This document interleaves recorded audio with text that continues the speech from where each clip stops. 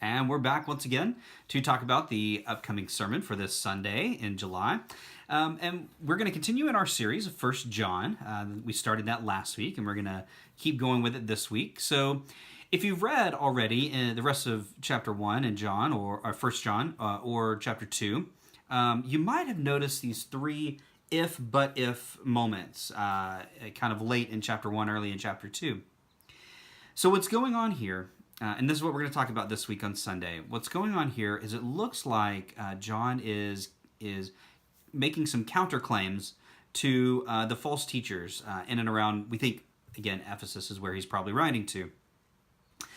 But they make these claims, and so he has to counterclaim them. The first claim that the false teachers seem to be making is that we can have fellowship with God even though we're walking in darkness.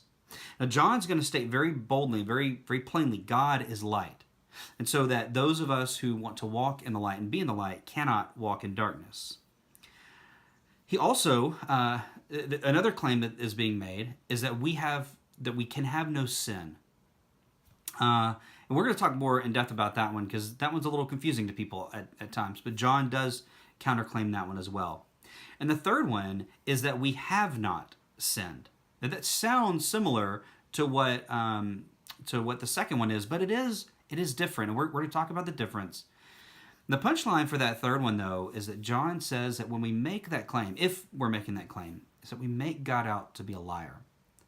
This is a very important thing to just kind of boil down and tackle very head on.